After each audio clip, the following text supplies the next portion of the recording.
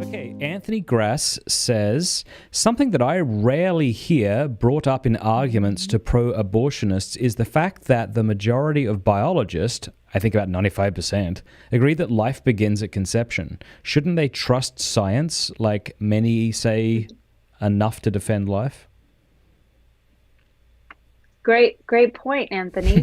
Go ask them, because I've been I mean, trying. that's why people say like, oh, pro-life is a religious belief. You've probably heard this, like, you're just saying that because you're a Catholic or you're a Christian or something.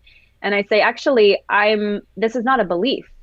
This is, my conviction, my desire to fight for preborn lives is based on a scientific reality that I've acknowledged, which is that life begins at the moment of fertilization. A unique individual human life begins at the moment an egg is fertilized by a sperm, and you have a new human life that comes into existence with his or her own unique DNA, and they just need time and nourishment to grow. That's how we all began life. The vast majority of scientists agree, except for a couple crazies. Even Peter Singer, the ethicist from Princeton, who is a pro-infanticide, so-called bioethicist, he says it's no debate that human life begins at fertilization. I mean, people, the pro-abortion people agree with this. So the question is, do all human lives deserve protection? And by the way, back to the utilitarian thing, Matt, that's kind of how we're operating. I mean, when I get down to it with a lot of pro-abortion advocates, the reality is they say, yes, it's a human life. It is true. The science is clear. It's a human life, but I still have the right to kill him or her because I'm stronger. Right? I mean, that's really the abortion argument. I get to do this because they are dependent on me and they can't fight back. It's so bloody incoherent, the whole thing. Especially because I would imagine that many people who consider themselves pro-choice, quote unquote, are probably sympathetic with other liberal movements like BLM and critical race theory, right? And this, in their mind, this abhorrence that anybody would lord their power over an inferior, at least strength-wise, or in their opinion, group, So it's like, why wouldn't this fit into your worldview, that we shouldn't subjugate people, we shouldn't enslave them, we shouldn't kill them? It's infuriating. I think this is honestly why I'm not interested in Trent Horn's book on defending, because I'm like, it's so obvious to me. Now, he would say to me, okay, but you should be interested in converting other people, and the fact that you're not is a problem, and that's a good answer. But yeah. I mean, here's the good news, though. Damn it, Trent. He's always winning arguments in my head, even against me, even when it's just me. Sorry. Yikes. There are all these progressives. There are progressives and atheists and even, the pro-LGBT kind of ideology. There are people in that space who are very pro-life. They're a minority because it's not popularized yet. But I do think just as progressivism can pick up just causes, but then, also pick up unjust causes, progressivism can reevaluate existing unjust causes that they've championed as just. And again, not to sound confusing here, what I'm saying is, progressives saying, we need racial equality. I completely agree, of course. Treatment under the law and society, our cultures, our norms. But then they also say we should be pro-abortion, and you're like, completely disagree. You're an ageist now. Children are now not as valuable as adults. How can you say this? So I'm saying there's hope. There's hope for the progressive movement. I see some people becoming pro-life.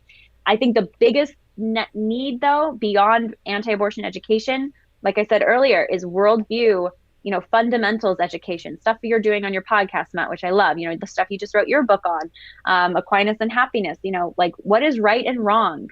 What are the absolute truths that, more our entire way we see each other, that anchor everything?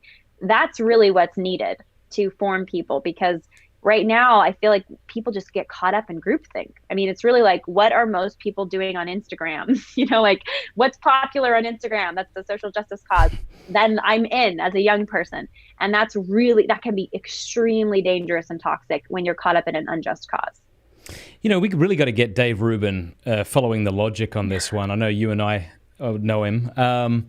But I suppose his main concern is like he's just this sort of the individual guy and against any sort of or most government intervention. And I think that's probably what his objection would be. Maybe you could clarify that or help him out, help me help him out. And then what would you say to him to help kind of change his mind on this?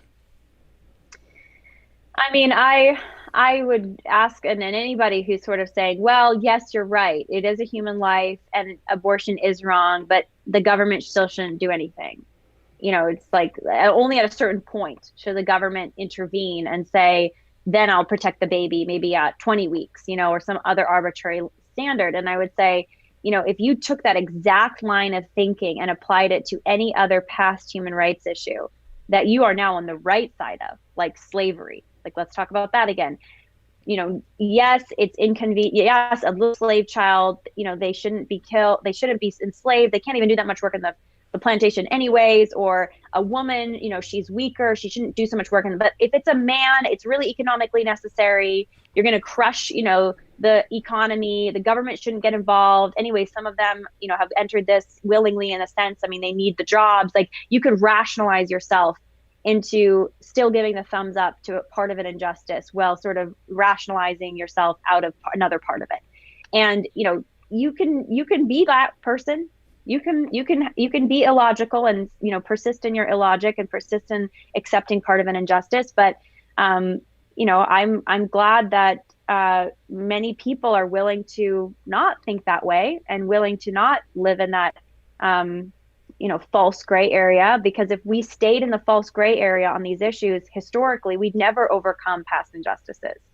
So, there's only so much you can say with someone who's literally telling you, I know it's not logical, then you just pray, you pray for a change of heart, you know that life experience might shape them. You keep telling them the truth. But at the end of the day, if someone just says, I know it doesn't make sense, but I'm still going to believe it, you pray, you keep talking, and maybe eventually they'll come around. Thank you for watching this clip. You can click here to watch the full episode. And I want to say a big thanks to our sponsors and to our amazing patrons for making all of this possible. Please do us a favor before you go. Click that subscribe button and then the bell. And that way YouTube will be forced to let you know every time we put out a new episode.